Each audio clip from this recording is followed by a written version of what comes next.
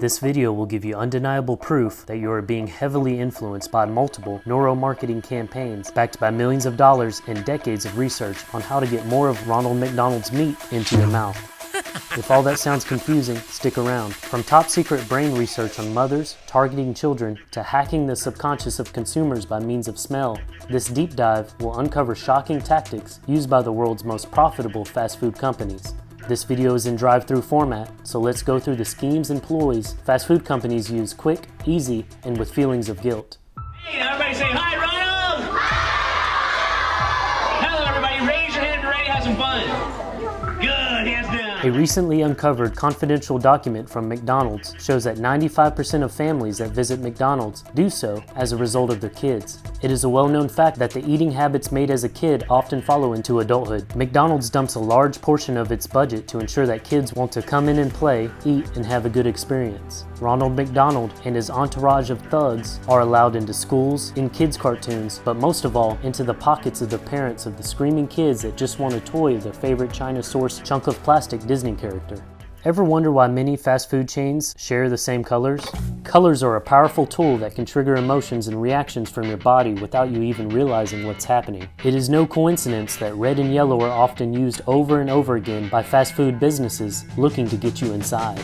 Red grabs your attention and increases heart rate, appetite, and excitement. Yellow brings up a sense of friendliness and happiness. Combined, a finger-licking good recipe for getting you to eat fast and order more. It takes a while for the stomach to send the signal of fullness to the brain, and the faster you gulp down Ronald McDonald's milkshake, the more you take in and spend. Bring the smelly smell. The smelly smell that smells smelly. Secret studies of artificial fragrances are being done. Bringing a new meaning to meat perfume, the odor is designed to not be too strong, or customers will uncover the ploy, but trigger positive emotions and, most importantly, increase sales. Having invested an undisclosed amount in MRIs and neuroimaging experiments to determine the proper combination of scents of burgers, meats, and nature that will light up the reward circuits in the brain the most, flooding the customer's bloodstream with dopamine that influences spending and eating. McDonald's is currently trying out different ways of diffusing the smell for best results without the customers realizing, like mixing this burger perfume and cleaning supplies to use. Why manipulate the nose? Well, Ronald has hired a team of neuroscientists that found that smell is the only sense that bypasses the rational part and goes straight to the emotional part of the brain, the part that is the most easy to manipulate to eat and buy more. Is there anything real in fast food?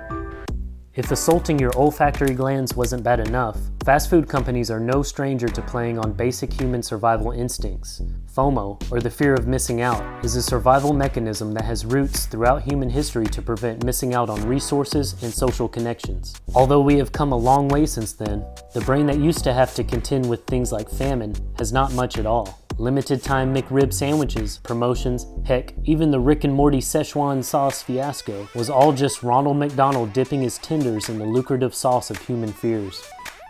Which tastes better, Pepsi or Coke? A majority would say Coke. However, a study done where participants did not know which was which and placed in an MRI machine to measure pleasure response chose Pepsi most of the time. After learning what brand flavored syrup they were drinking, most switched their answer to Coke.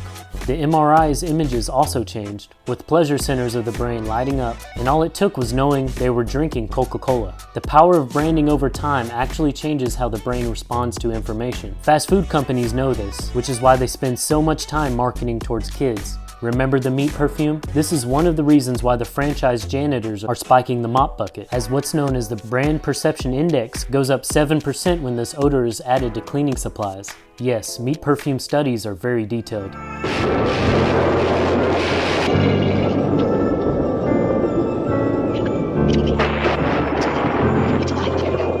As you know by now, humans are always on the menu for experimentation. Placed in a variety of neuroimaging machines to see what combinations of images, smells, and sounds will get customers to eat fast, eat more, and crave it 3,000 calories later the same day. But targeted campaigns towards moms of multiple kids have been a popular subject group as of late. Keeping in mind the points discussed earlier, it makes sense too. Ronald especially likes to prey on the mother's instincts of providing for her children by seeing how he can best increase blood flow to the reward center, allowing them to feel content with providing the kid with a happy meal and a hard food habit to kick later in life.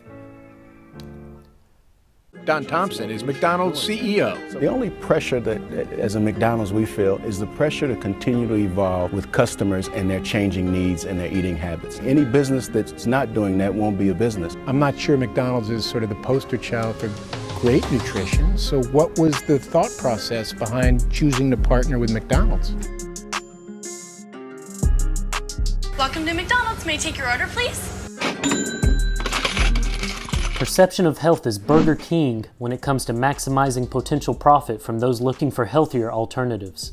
Tricky wording like replacing fried with crispy keeps customers from getting cold feet when they're lined up for that limited time crispy chicken sandwich. The aim of healthy fast food is the same as the rest of the menu, to make you crave more so you come back. Must be crack in this chicken sandwich. They do this by sneaking extra sugar, fat, salt, carbs, and flavorings wherever they can. Some may be shocked when these pounds start piling on. When it comes to eating healthy, staying away from fast food is usually the best bet.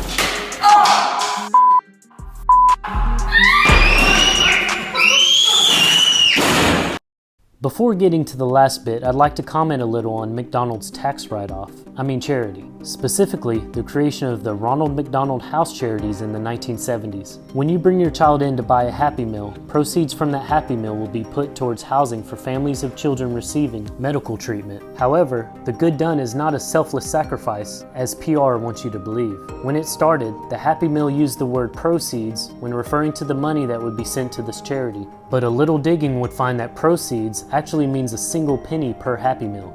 Why? If people know that less than 1% of your purchase goes to the cause, then less sales happen. This tricky word swap has generated massive profit for the franchise and continues to do so, even if they are a little less sneaky with the wording after having been called out for it. Put a better way, if McDonald's and other fast food chains weren't indirectly making money off tax breaks, good publicity, or outsourcing compassion to their paying customers, there likely would not be a charity fund. They have successfully blurred the line between charity and advertising.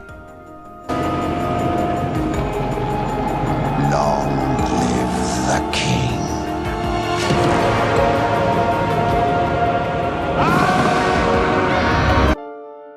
Now remember, we're supersizing everything. Go to any fast food store, and they're trained to tell you to buy a bigger size. For 5 cents more, you can get the supersize.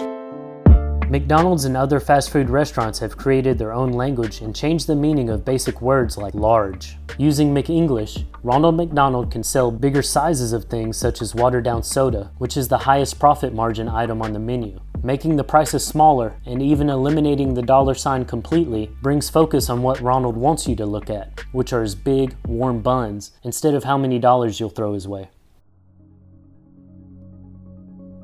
While one or two manipulative tactics may not have a big effect, the power of these methods that fast food companies use are so effective because they are overlaid and work together. Now that some of the ploys that fast food companies such as McDonald's use to hook you are brought to light, please keep it in mind next time a commercial aimed at children or the smell of the janitor cleaning makes you hungry. If you like this type of content and would like to support the channel, consider subscribing on Patreon or making a PayPal donation in the links below.